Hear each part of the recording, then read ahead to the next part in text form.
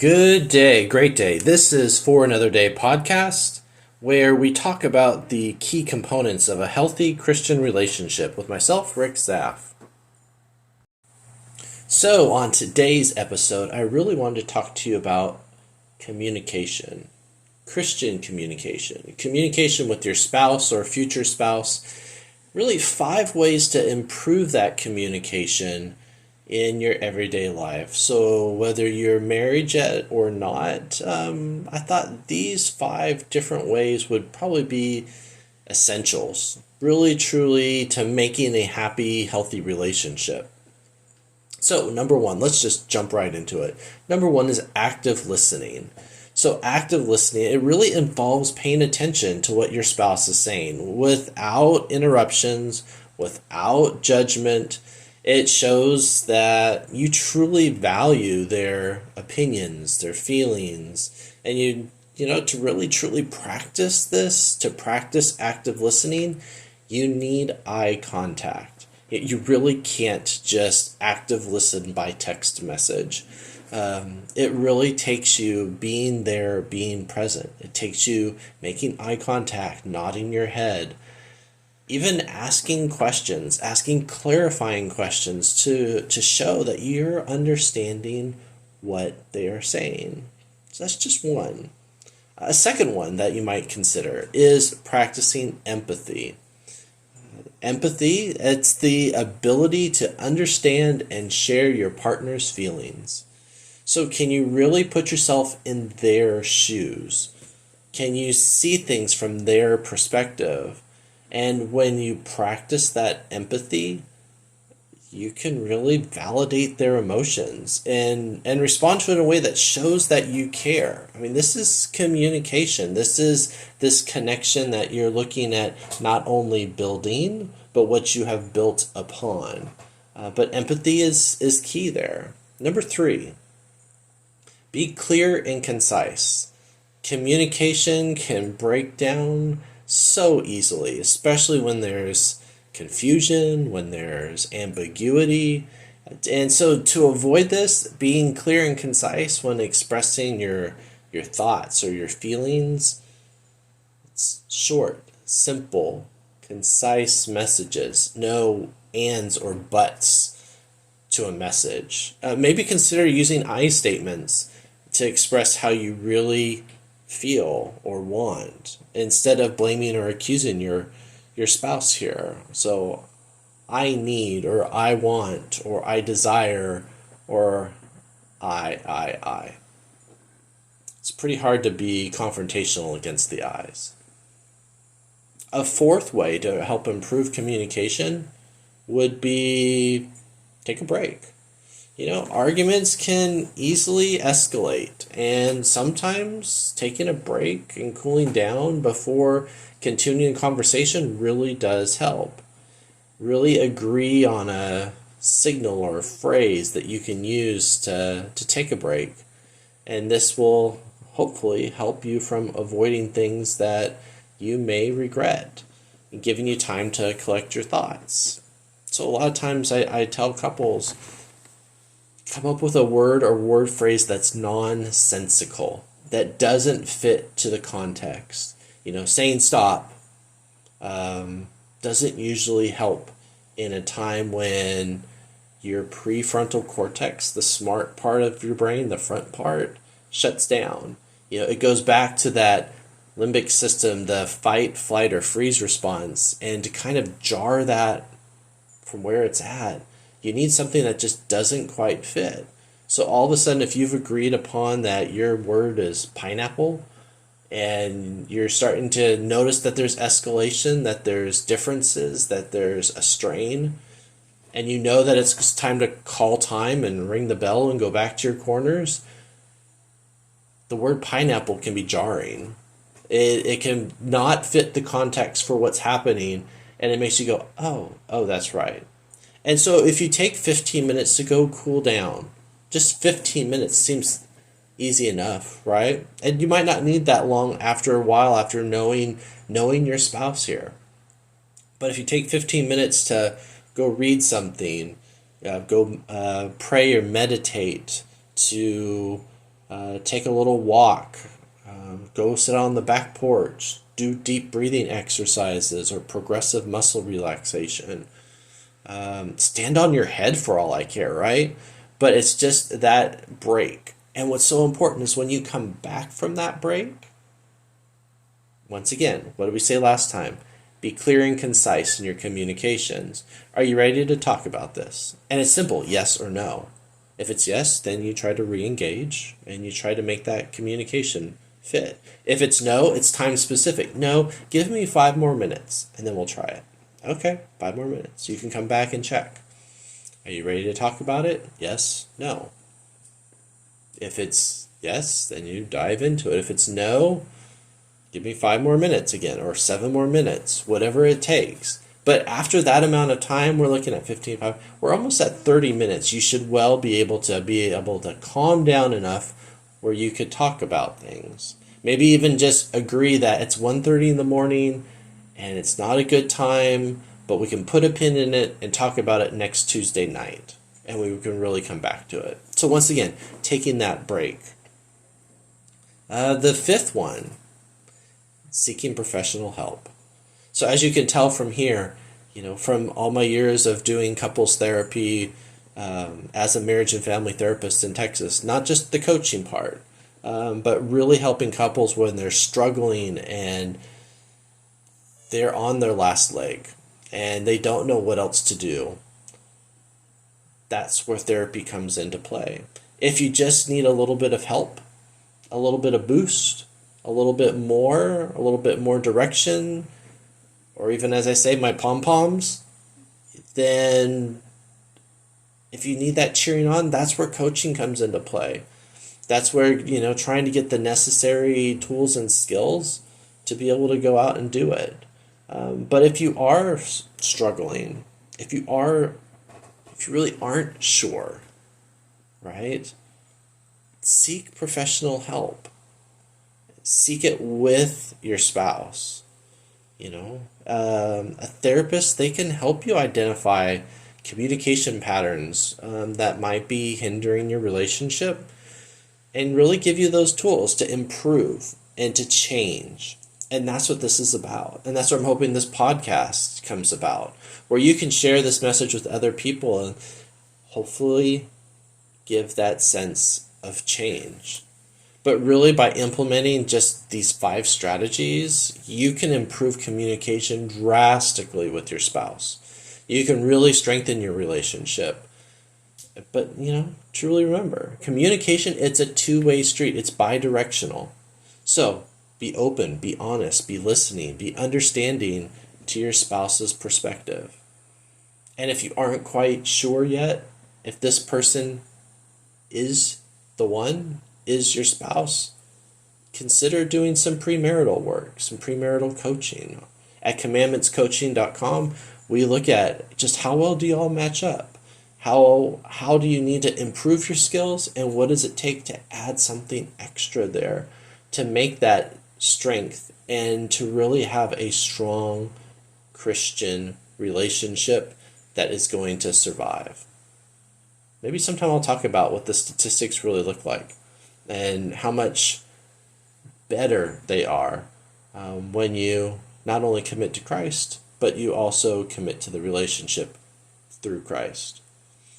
So with that being said, God love you all and have a wonderful week.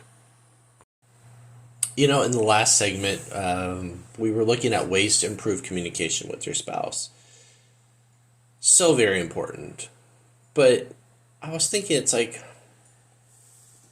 even for the spouses that have been married after 15 years of marriage, having someone there that you're connected to, I'm like, what are truly 25 different ways to be connected to your Christian spouse?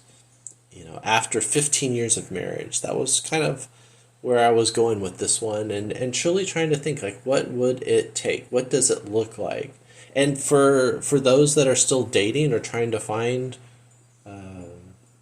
that spouse, that one that even God has chosen for you, that maybe you've been praying about, it's like, what would it look like 15 years from now when I have been married to someone? So I listed 25 ways here to really truly be connected. And so let's just jump in. Number one, pray together regularly. Key. I mean, this is like we need air to breathe, but truly as a couple, we need prayer time, and not just individual prayer time, but prayer time together. So I really encourage y'all, take that time. Okay.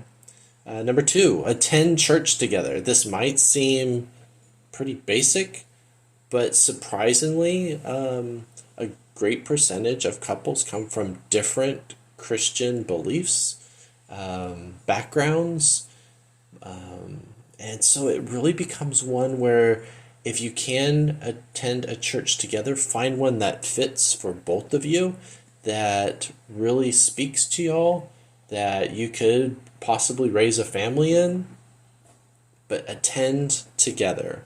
Guys, I'm going to tell you right now, step up, sit next to the family, and be there. Not anywhere else Sunday morning. Number three, read the Bible together. This kind of goes hand in hand with the first one here, praying.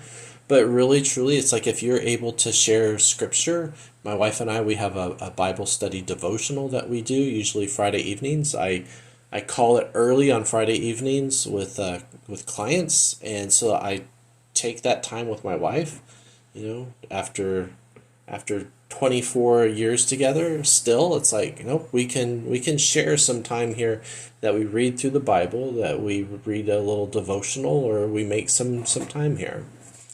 Number four, serve together in ministry. Now, a lot of times he goes and does his thing, she goes and does her thing. But really, if you are able to do together a project at church, a Bible study, a youth group, whatever it might be, consider serving together. So it's just not one of you. Number five, have regular date nights. So like I said earlier, that Friday evenings has become part of our routine now. When she stops her remote work and I stop my remote work, and we both say, nope, it's time for us, we have a regular date night. You might decide to make it a going out date night, or even a staying in date night. But that's truly up to y'all. Number six, share your struggles and victories with each other. Yes, to share your inmost thoughts, to share your struggles, to share where you're coming from, to share what you've been thinking about, or haven't been thinking about, or not wanting to think about. That's what your spouse is there for. Number seven, don't forget to practice forgiveness and seek reconciliation. One of the most important aspects here is, with forgiveness, you're not giving a thumbs up to the behavior, right?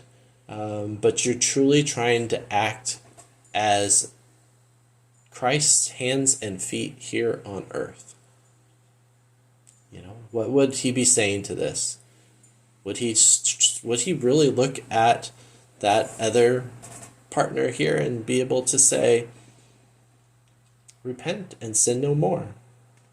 It's like, can you go forward with a change? That's what repentance is. It's a change. So can you practice forgiveness and seek reconciliation? Number eight, laugh together. So important. Sometimes I'll just turn on some of the comedy channels. What is the one on YouTube I've seen before? Dry Bar, which is very clean, to be able to just really laugh. And sometimes the tears come up so much that it's like I needed that a lot more than I thought I did. But when you're able to do that with someone sitting next to you, even better. Or even consider going to a comedy club.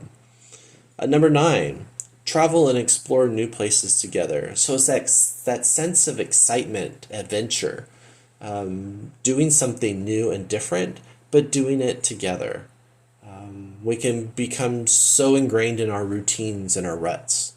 And so having someplace that you're planning towards going, it gives yourselves both an interest and a yearning for, But truly, it's like, can I go ahead and travel with my spouse, explore new places?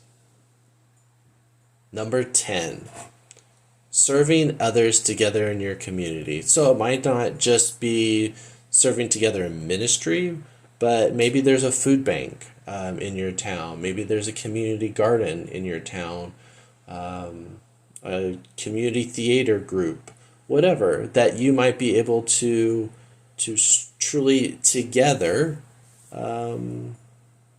explore and serve your community. Number 11, share your passions and interests with each other. So once again, we're sharing our struggles and victories, but what are your passions? What are your excitements? What are your dreams? What do you hope to achieve someday? And it's not just a forever in paradise with Christ, but it's also truly, it's like, what can we get excited about and have this common goal towards? Let's see, number 12, attend a marriage retreat or counseling or coaching. So marriage retreats through churches are awesome. It's a time for a couple just to get away. A lot of times they need that from the kids. They need that from life and work. They need that from extended family even. But consider attending a marriage retreat where you can really focus not only on each other, but you can focus on each other and God. Because remember, this is this triune union here of husband, wife, and God that's come together. So put some attention to it. If you need some help with it, if it's broken, then counseling. If you need a little bit of encouragement, some pom-pom work, then go for some coaching. But really, truly make a difference here with your Christian spouse. Number 13, communicate openly and honestly. And we've talked about this in a previous segment. Open, honest, bidirectional communication is so very important. And so here it's like, I would really encourage you, just take time to slow down the communication and to really dive deep and use reflecting statements. If you don't know what those are, check another one of our episodes. But open, honest communication is key. Number 14, show appreciation and gratitude to each other. It might seem counterintuitive, right? That the person that we said forever with, that we wouldn't want to show them appreciation or gratitude. But once again, ruts and routines. How often do you text your spouse and truly say, I love you? Like right now, I'm texting my wife, I love you. It's that appreciation and gratitude for each other. Number 15, encourage and support each other's goals and dreams. It goes back to that from earlier. But really, it's like, where do we look towards? What would you want to be doing in your retirement? What would you want to be doing at 25 years of marriage? And what would that, truly create for you two as a couple? Number 16, create traditions and special memories together. On our phones, we'll come up with, hey, do you remember this from 5 years ago?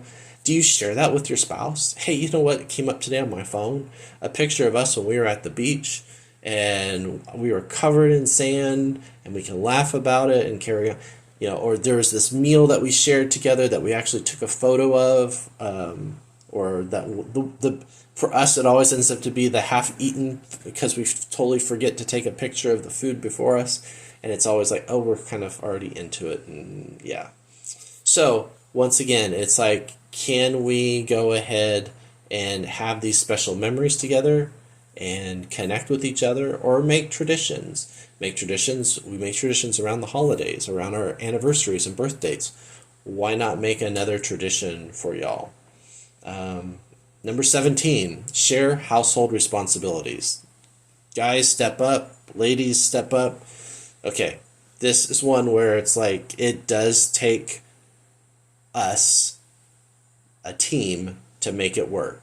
So whatever it takes in terms of household responsibilities, divvy it up. If there's ones that you particularly like to do, volunteer and say, I'll take the toilets, I'll clean those. I haven't yet met a couple that said that, but it's like, and for the ones that not so much, put it in a hat and y'all draw, or rock paper scissors, whatever it takes, right?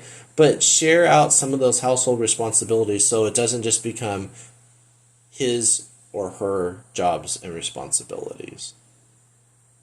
Number 18, make time for intimacy and physical affection. Chemically, our bodies yearn for it. We were built for it.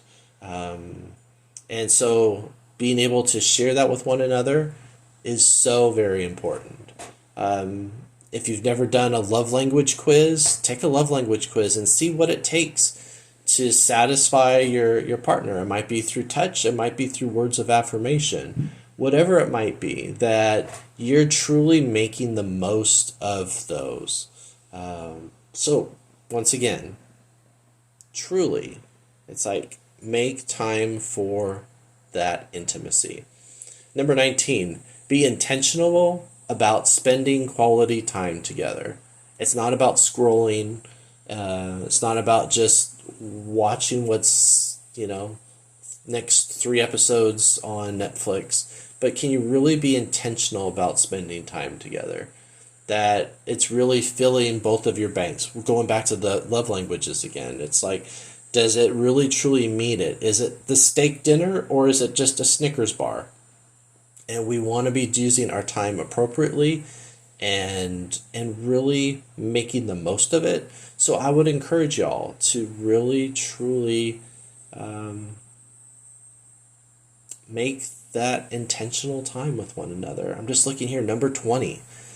I don't know if I'll do 25 again. This is a lot. Number 20, surprise each other with thoughtful gestures and gifts. It doesn't have to be just flowers on an anniversary or a box of chocolates, right? Those are the two kind of cliche things. A lot of times I will tell guys that it's like, hey, if you're at the store, if you're at a Walgreens or CVS and you're picking up a card for something, pick up 3. Take 2 of them and put them in the glove box of the car or your desk drawer, so that you have an extra 2 cards at hand. So when you just want to give something, a card, a simple card, right? With a simple little message in it.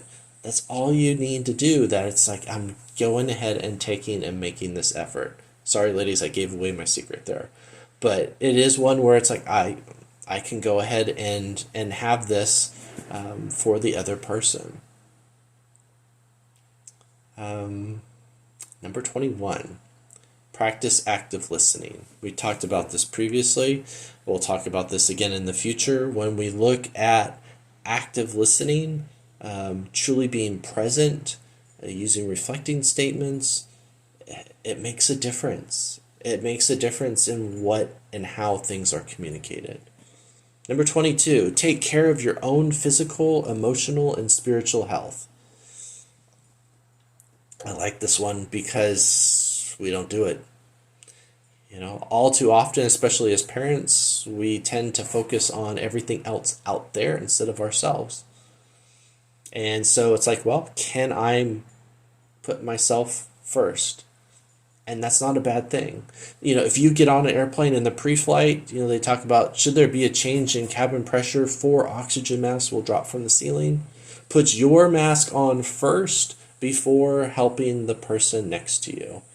But we don't do that too often, as parents or even in our spousal relationships. We just think, oh, I'll make it through. I'll take care of the person next to me. We really need to take care of ourselves. Number 23, avoid comparison or jealousy towards other couples. We're not here coveting our neighbor's goods or our neighbor's wife, right? It's been basic in the commandments since day one. That's one of the things that we look at when we talk about in the coaching process at commandmentscoaching.com. We've been given some basic rules here, but it's like sometimes we worry about what the Joneses have, what they don't have, what they should have, what we should have. It's not about status. It's not about, having.